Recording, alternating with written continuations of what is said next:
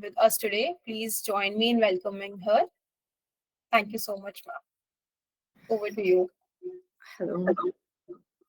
Diksha, thank you so much for the introduction. I think I'll not do any further ado. I'm glad everyone joined like post Diwali on a online session. Everyone is motivated to hear something like refreshing or at least curious about what's going on around in terms of architectural design pedagogy. So yeah, let's make most of this time, and I'll I'll quickly share my screen. I'll While sharing the screen, I'll talk about myself. I'll talk about the speculative frameworks that we are here to witness. So let me know once the screen is visible.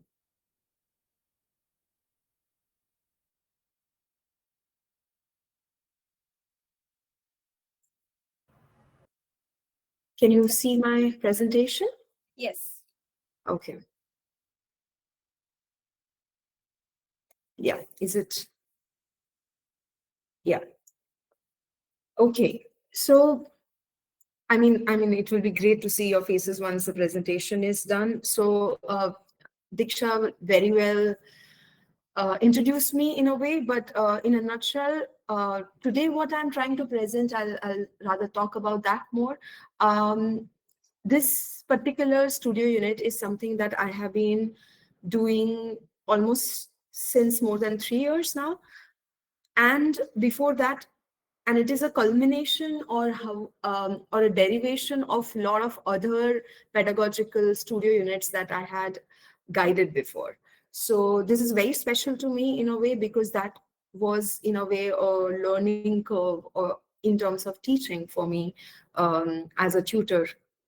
It came across to me with a question of what in this age of architecture or in this era of where world is running faster than ever in terms of its technological shifts, in terms of ecological, climatical, cultural shifts, and the world which will be driven largely by AI, like in many ways, in various ways, how as architectural students or architecture or design architects or designer, one stays ahead of the curve, even if there is a lot of flux, there are a lot of changes.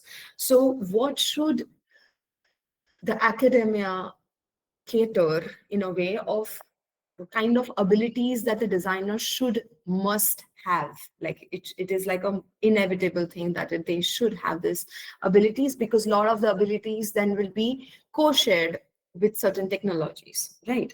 So that's where the whole idea or this term of fabulations came into picture. So what is to fabulate? To fabulate is to tell, narrate non-conventional but inventive stories of architecture, is what I have like defined or predefined as fabulations.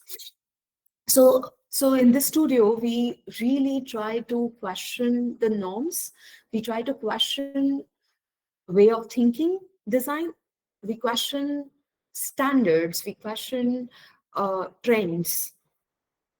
If the question goes into first principles thinking, that makes sure that then the answer or the solution to that is more relevant rather than just following however we are seeing or receiving spaces and elements of spaces or even materials. So you will see across students work and what we have as a methodology, you would see a lot of critical thinking, a lot of innovation in terms of how a material is rethought, how spaces are rethought, how scenarios are rethought in a way.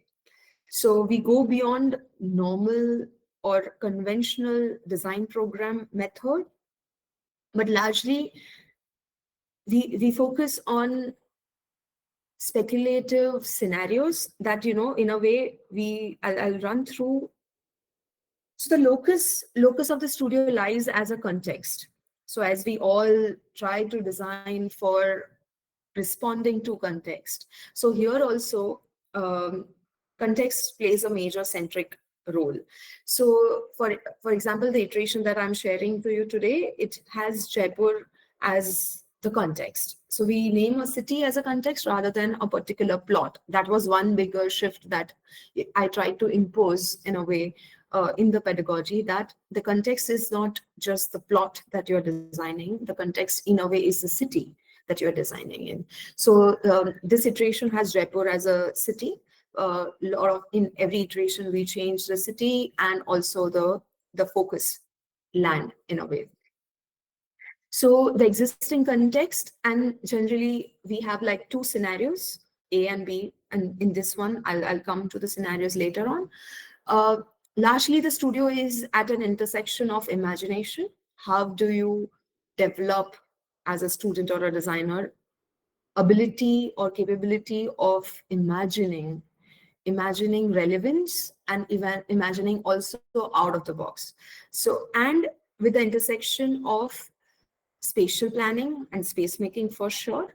And lastly, as how do you then communicate, because you as a designer would be communicating with your peers, with your tutors or reviewers, with your clients in future. So how do you communicate? So when I say communicate, it just doesn't entail a verbal communication, but it also largely touches upon how do you communicate even when you are not around, by the medium of drawings, by the medium of videos, things like that. So for example, if we generally, so this is like a nutshell summarization of, so if we have we also try to rethink heritage structures. So here there is just a glimpse of a mosque. So if it is undergoing a scenario of blightscape, which largely we defined as a dystopian city which is overlaid with lot of overpopulation in a way. So the blight is in a way overpopulation. So we imagine Ahmedabad to be undergoing like almost double its population over a period of time, over of over of over a period of decades in a way.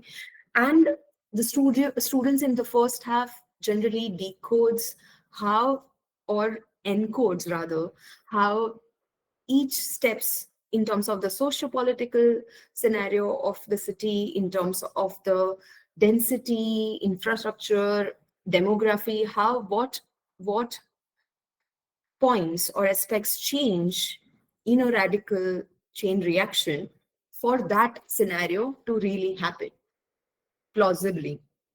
So they really do this exercise called scenario making, where they really built up a storyboard where what events have happened at what time in a way to really generate a path to building up that scenario. So the other scenario was Elysium. So it was like, a scenario which is very rare, but, it has been found in a lot of islands.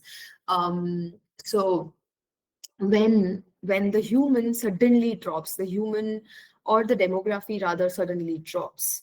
So here we imagined a situation of war and conflict and mass death in a way, and mass migration from the city. We imagine that, and then we imagine that, okay, if the the population suddenly drops by 4 times in a way, then does nature take over? Will lot of places will be unused and rather be taken up by nature, and how will the communities then thrive in that scenario? So these were the larger two scenarios which I'm going to present today. There are other 4 scenarios that we have dealt with so far, but today I have chosen to give a glimpse of these 2 scenarios. So we took like almost 3 structures in Jaipur. We took Galta Kund, we took uh, Pannamina Kund. This is what you are seeing is Pannamina Kund. We took the Hawa Mahal, and we imagined overflooding as a scenario, and and dehydration as a scenario. So now I'm shifting to talking about Jaipur. The one that I showed you before was Ahmedabad. We start by asking a question once the scenario is constructed or encoded in a way by students, and that happens in a group work. as you can see, like it just happens as a group work. Like in a group, if they are trying to make up a scenario of overpopulation, for example, or flooding, for example, they try to engineer that story. They would try to communicate that through storyboards. Then they have to pull out certain aspects like what will the people, their lifestyle, how will that change, what will be the work professions and community that will alter. If imagine now suddenly there is a lot of water, and the water now is stagnant, and that is a way of living. It's suddenly a place of water. Imagine a dry place becoming that. Imagine the food changing, people shifting from agro, like a different kind of agro. Maybe aquaponics is a new technology which is super extensively used. Imagine people, being like fishing things a lot, or developing materials out of algae. So have a lot of aspects regarding the socio-economic patterns, the work patterns, the living patterns. How does that change? And then think about interventions in a way that individually almost each student thinks about a program that is that of their choice in a way, um, over the sites given. The sites are always given. The old structure that they have to rethink in that scenario in terms of its aging, in terms of what wear and tear would have occurred due to the scenario and throughout the years. All of that also helps them to rethink the entire question of what is heritage, and come up with a proposal which is like, what is, like, if someone says that it is a dwelling unit and I want to generate a neighborhood around this heritage structure, so what do I do really to the existing structure? So largely we shift from uh, speculating the scenario to conceptualizing of or adaptation of the old structure and the adaptation of the scenario, and propose the conceptual proposal of the program that one chooses in a way, which goes on for the longest time in a way. And then we come towards the communication part, which I'll show you glimpses of. These are some of the warm-up exercises that I'm going through, where, like, now imagine students. I don't know what semester. I'm assuming you all are from like mixed colleges and mixed semesters, maybe of different stratas.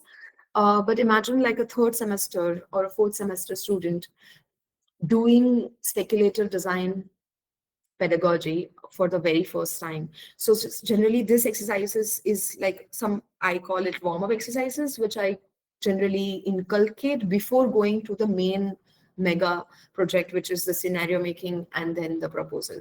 So this is where we reimagine set itself. So you can see the Sagra basement above. Some post apocalyptic scenario is thought through, and one has to use mixed media to communicate what are they imagining in terms of sunlight, literally like the environment, what is the condition of the building in that situation, what are the creatures, what is the ecosystem, what are the people like, what are they wearing. Like similarly, there is a attack of some malicious disease, and almost like a zombie world, and someone has tried to overlay that scenario in the Kanoria building of Sept University. So you see people are trying to protect themselves from the by people who are infected, and you see that there is a lot of wear and tear or like to the building because of non-maintenance and no like systems going crashed. So just a short glimpse of what the entire studio does over the period of 4 months. These are some glimpses of the site visits that we do, because we, as I said, we take over the whole idea of, because we are trying to solve 2 3 problems at once as a studio. We are trying to also question how we can rethink heritage and how we can integrate heritage in our daily life, and also protect it in while doing that. So this is a visit to Champaner, where we studied or observed rather various structures, its aging, if a arch. So we keep on talking about demolition. Keep on talking about, if a old structure has arches, what will fall first. So if you have to understand aging of a building, you have to understand the structure of it in a way. So what will fall first? What will remain? and that's how they can speculate it more closer to reality, right? So these are the glimpses of certain site visits and studies. Then we go towards like, getting the impressions of the site in terms of collages. This is a glimpse of a storyboard that we did during one of the scenario making. This is Elysium. If you can relate, like, it shows old city of Ahmedabad, and then conflicts and people then with their work migrating over slowly, little wildlife and from the surrounding because of the outgrowing of trees unmanaged, all of that taking over when it was almost a vacant place. And then slowly people have started using that as a boom. So almost dystopia converting into utopia, or a heteropia, I would say, of a certain kind. And that's the reimagination of how then you as architects would rethink living conditions in that scenario. So this is a hint of a glimpse of a storyboard. um, so our students also do a hardcore, really a remake of the Google Earth in a way for that scenario. So here, if you can see my cursor, this is the existing Circuit Rosa campus in Ahmedabad. And over a period of dehydration, this is a scenario of dehydration, how the character of the topography, if imagine that now the place is having very scanty rainfall and has gone through a series of earthquakes, how the topography, how the surrounding built environment, all of that would alter, and what will be the final scenario before building or anything around it. So this is literally a rethink in terms of a satellite image that has been thought of. This is the same scenario of dehydration in a way, and over a period of time again, and imagining how the people would now stay.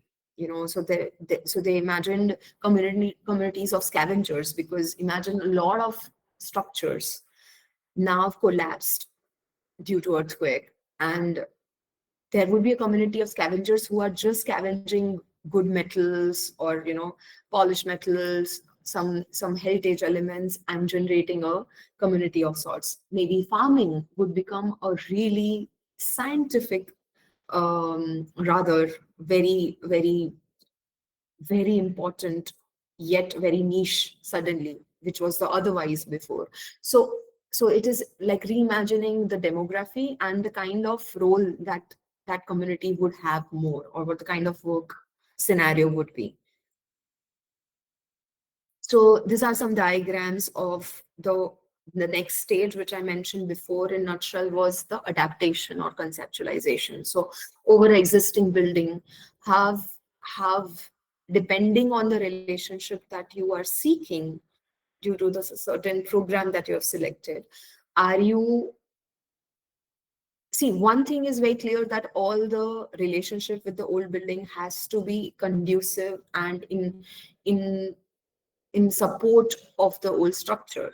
It's never the point that removing the old entirely, but it's rather how do you engage with it? How do you have a dialogue with it? Do you be very shy and just keep a good distance and see the old building, or you really wrap it around in the most safest way, and also to reinforce the same old building in a way?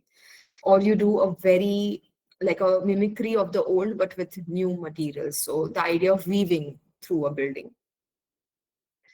the idea of transplanting very key elements in a very strategic way, almost curating of sorts, and completing the unfinished, which we call as transplant. So is this approach,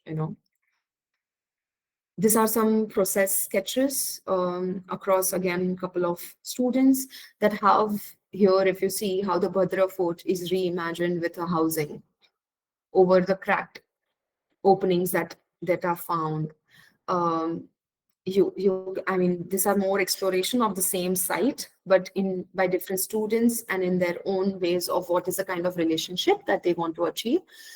So you see the courtyards are being reused in a certain way.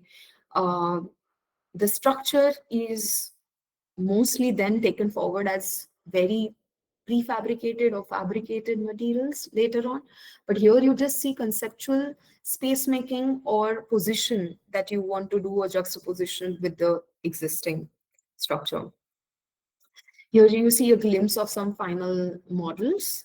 There you see like there is a little underground city that is formed, or a community which is formed under a existing structure taking care of its foundation. So we really looked into how much a stone footing would be like, and how much offset one should have from old structure so that you can still dig. So all of those, it's almost like a student becomes a time traveler in our studio, where they have to navigate between the past, the present, and the future in a way, in terms of its material and space making and engaging with the spaces. So you see some, so again, the translucent ones that you see is the existing structure, and the one which are solids are what is interwoven or added to it rather. This is the same building I was talking about in terms of communicate. How do we try to communicate the entire lifestyle that one is reimagining, even the construction methods, even the way of drawing water, even the idea of light, and how people really found. So here the student has really renditioned how people or that community must have found this structure and decided to build under it because they found water. So you could see a lot of diagrams, how the air is taken care of, how the toilet system is differing. Sorry. Yeah.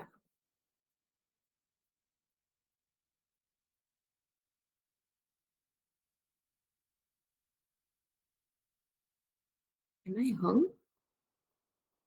Okay. Yeah. So this is again a glimpse of rethinking set.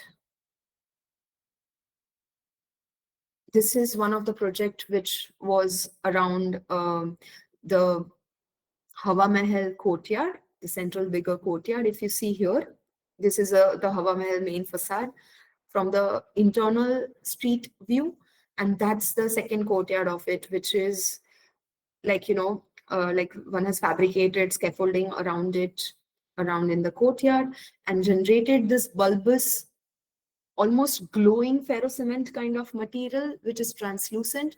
And the idea of this bulbous spaces came around with the idea of how, if it is rain, the rainfall is too much, and if it's suddenly the entire climate shift has happened, then how do you avoid the whole idea of waterproofing or having stagnant water to avoid leakages? So the whole idea is that if the roof itself, the roof and the floor merges, and if there are no flat surfaces, the only flat surface actually, then the person worked out the entire tectonics of it, material tectonics of it, is by almost adding this bamboo floors and generating a understructure where the plantation happens and everything happens. So literally having the usage as one would be comfortable in, but rethinking the entire shell and the construction method in a way that the whole idea shifts. In fact, this person actually tried to retain water in a certain way that that person gets or retains a dry courtyard in the center.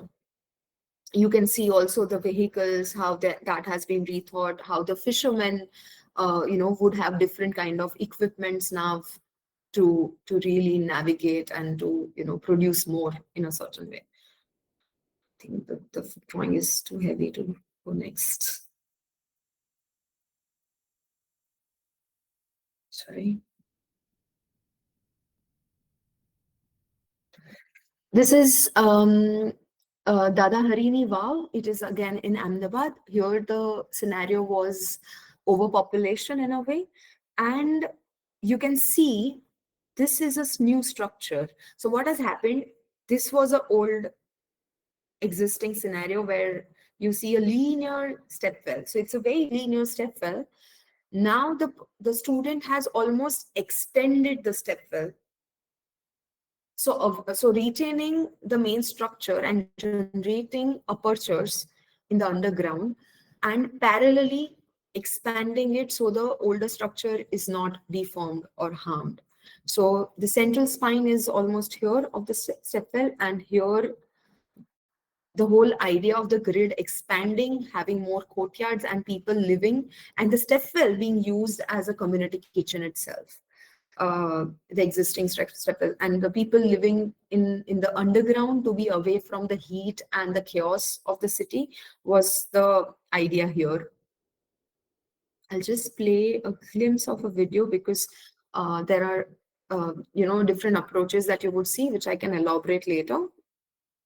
I could describe space fab in a single word. I think is the voice audible of the video? Yes, yes, it's all. Okay. Liberating. It helped me explore the limits of my imagination without any worldly restrictions, whilst also addressing potential future challenges. As a studio, it is set in an atmosphere which is not tangibly present, so it relieves you from the stiffness of regimental builds. So you have to imagine and set your boundaries with apt research and make calculated predictions. And overall, it leaves you with a refreshing perspective of the architecture world. To my surprise, I was just blown away with the final outcome because it pushed my limits to the next level every single time. All the exercises, each and every stage that we went through in studio kind of contributed to what we ended up in the end. The minute details that we nitpick on and every single thing that we go through makes a huge difference in the end. It was an opportunity to look beyond what we already know to be the real world, to being open to new ideas that can shape the future, and just having the freedom to be as wildly creative as possible. All the while, just having fun with it.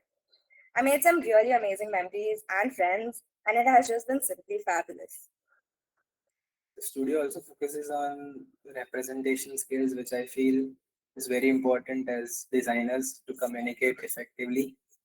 And very soon I realized that it was less about predicting the most practical one and more about developing a mindset that is capable of responding to an unforeseen change, which is capable of questioning the norms and challenging the conventions to come up with an innovative solution to the modern problems. Such an opportunity which provides you a playground of unlimited imagination, liberates you from the boundaries, won't come often. And I think that's the reason why I want to do it. Like creative abilities, because it lets you go beyond your boundaries, it lets you think beyond what you've already thought of. And when someone questions you in house and environments, space where to answer that with the right answer. So yeah, I I think this slide is one of the, like a really a collage of glimpses of a lot of other proposals which we couldn't like gather into to make the presentation too crowded. So you see a lot of underground, lot of very like literally market spaces, drone hives, a place for water, a place for growing mushrooms. Everything has been in a way inserted as a program to the existing old structure. I'll stop presenting here, and I hope I didn't take too long. I try to keep it as small as concise as possible, though. Oh, it was truly helpful and inspiring. Yes. Uh, Hi, Shikha ma'am. Hi, Harsh. It's a wonderful presentation and good to see so many students from so many different colleges. And now I think we can open up the floor for the question and answer. So we can also have some comments and something you want to express.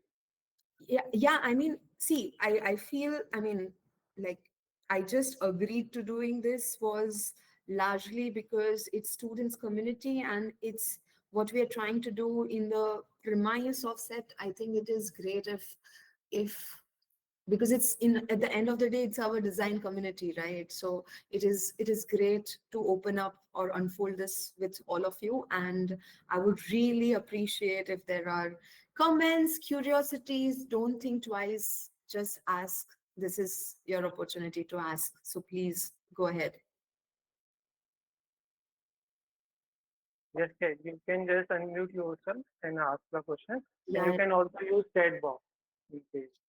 Yeah, yes, please. You can really say that, I don't resonate with this whole idea. You can really be free and talk around it.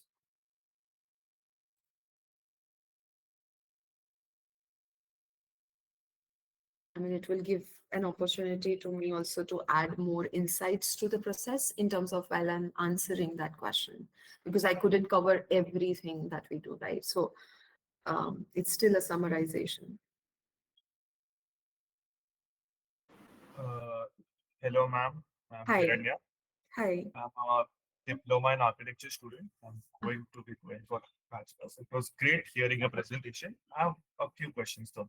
Sure. So, first would be to get into a studio like this or to take a project up like this. Mhm. Would I need to have an amount of knowledge beforehand? Like, for example, if I when Mhm. starting the studio or starting a project that is more on the unorthodox side and exploring a lot of different types of scenarios, world building and post-apocalyptic scenarios, etc. Would Sure. I already need to have a lot of present world or traditional, quote unquote, traditional knowledge so I can actually try something truly creative? Or can it be also explored by someone who's just new to architecture and is just very open-minded because he's in the constraints of the regiments here? Yeah, yeah. It's a very important question in a way, because and I have been asked this question a lot of times, and it's a very valid question. Um okay, so there are two aspects to it. I feel as a tutor, I don't expect that the student already knows the skills that I am claiming that they will learn through the studio. So, so what we generally seek is the student, as you mentioned, the later part, that the student is curious enough, and the student is open enough and has a will and persistence towards work, right? I think that works the best. um, there is no prerequisites for this iteration that we have done. There are no prerequisites regarding skill sets, except we always say that if you should know one good skill, it could be sketching, it could be really anything, but one good skill that you are confident on, and everything else you just flow with the process, because the process is broken down quite fundamentally, like with small bits of exercises which generally evolve those skills. So a very young student um, can also join in the studio. In fact, some of the drawings that you see, they were their first studios ever in the architecture department, like they had just come from foundation year. I hope that answers your question.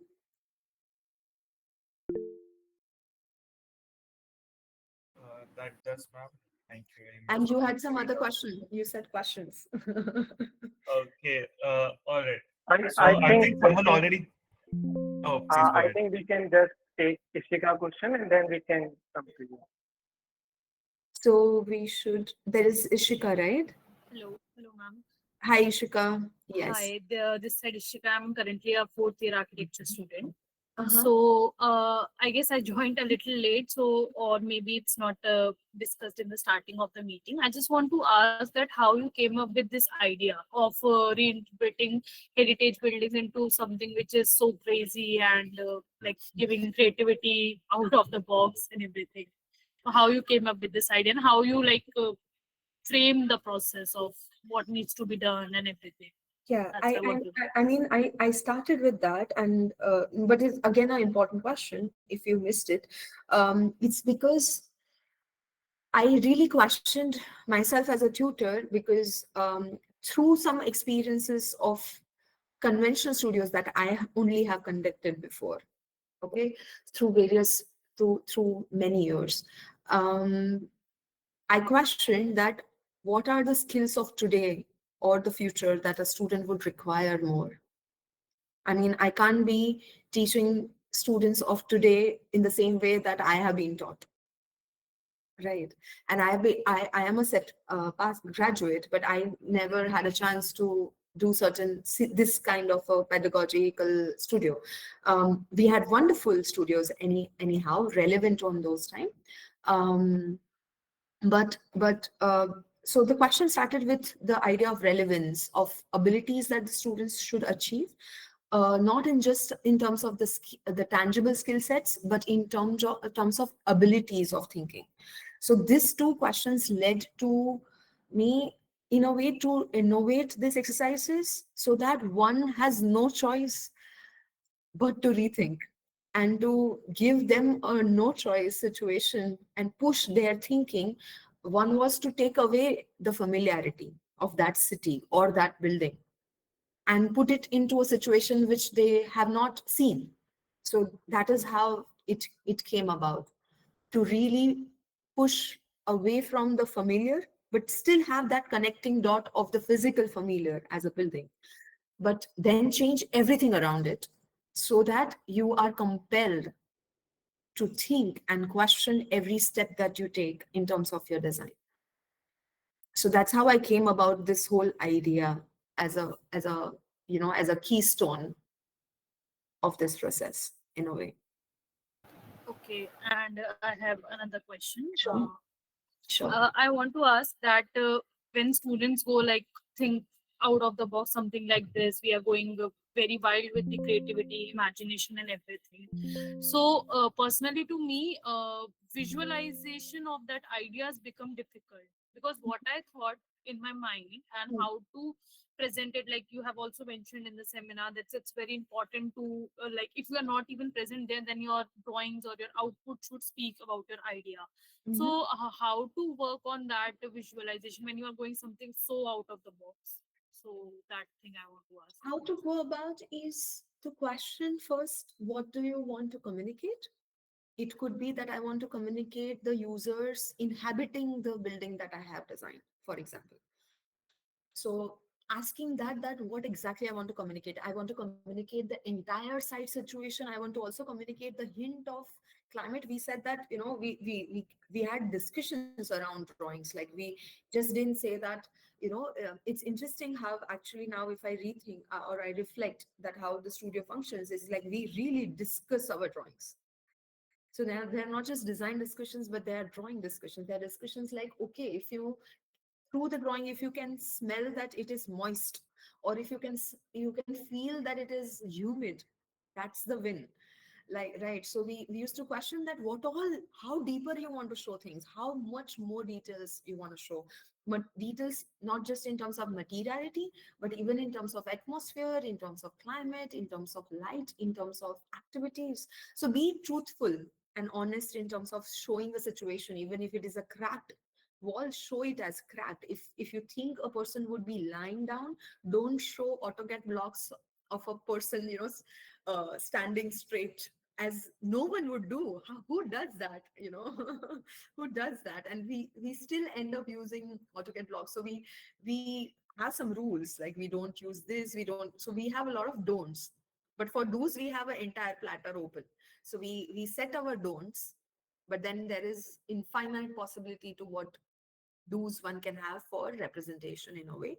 But the intention or what we are communicating to and what is the audience, that is what we fundamentally ask while going ahead to it. And the second comes around is the sense of skills, right?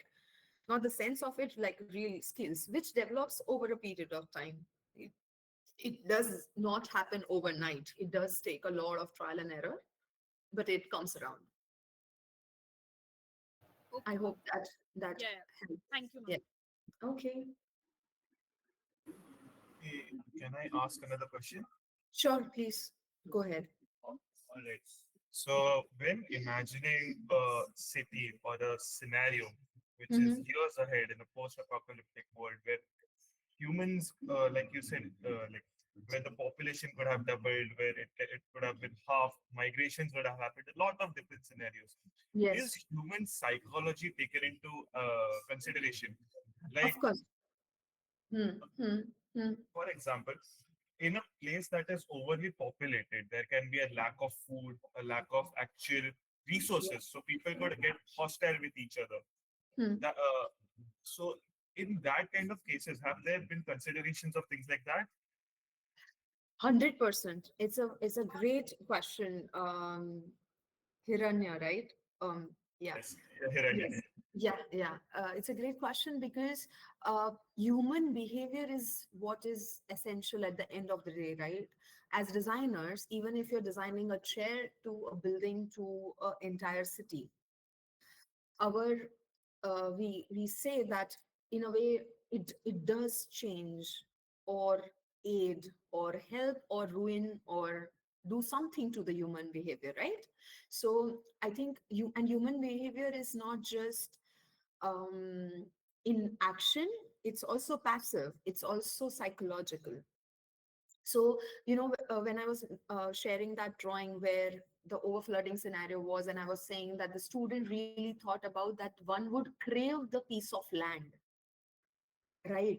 Because suddenly with so much water, abundance of water around you, the value of water isn't that much, but suddenly you crave a sense of stable ground, because otherwise every time you have water. So I'm just giving an example how a student directly or indirectly have touched upon the psychology of human, that what would be now more valuable or what would they seek more, like how people living in mountains always say that the okay, the people on the plains would be so much lucky, like it's almost like the grass is greener on the other side, but they seek this, and we would be seeking like okay, they don't know how luxurious they are when they open their homes and they look into a beautiful valley. So I'm just saying it's again psychology, right?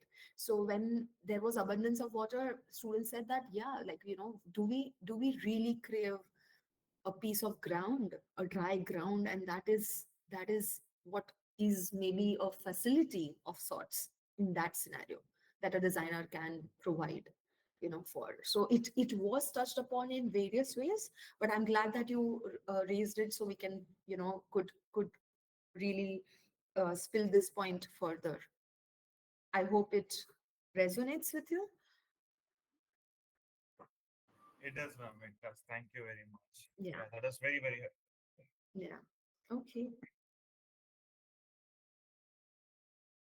Uh, there is a question in the chat box by Hmm. Redha Akhtar. Can I know how much of practicality is considered?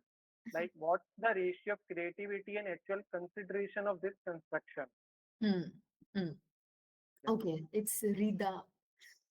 So Rida, I hope she's around.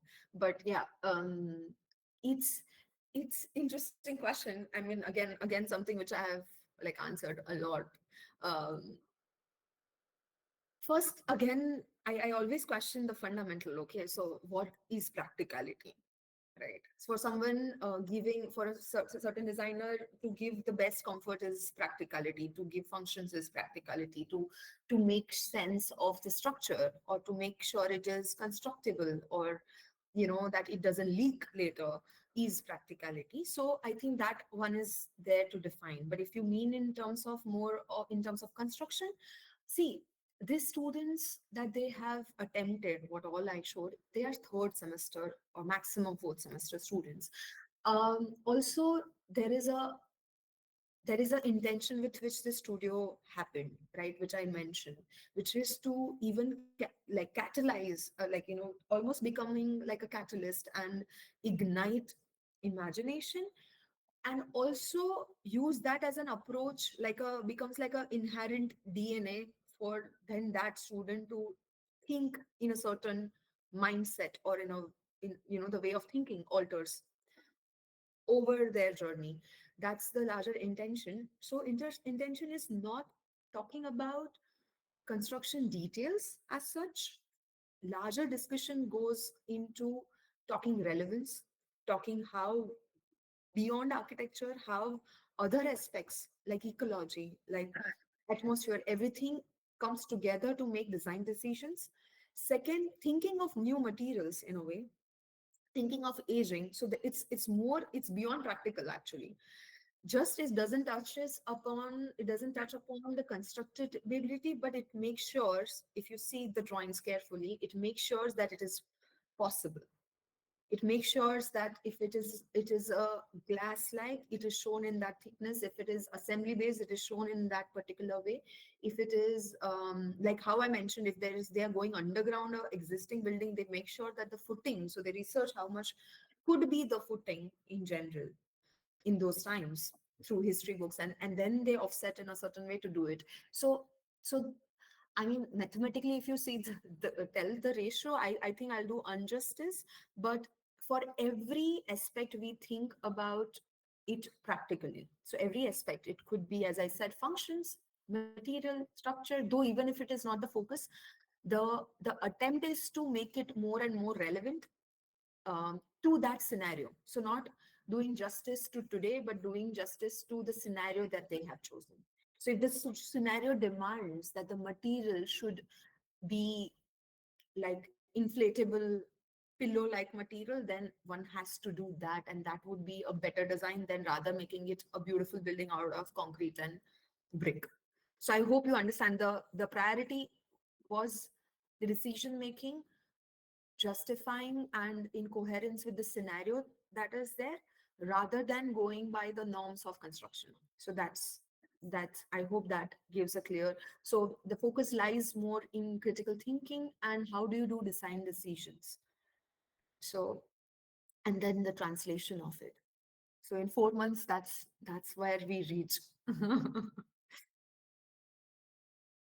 I hope does like, because she's not messaging back, or you can also unmute and talk. Rida, you can add a follow-up question also. Please feel to do so. Okay. Yeah, there is a thank you. Yeah. Yeah.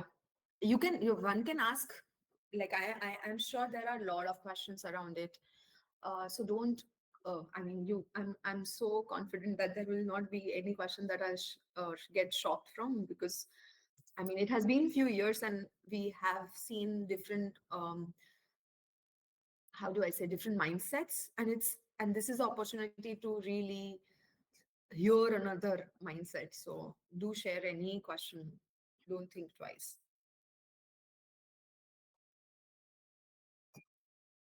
Or even if it is a comment, or yeah, feel free.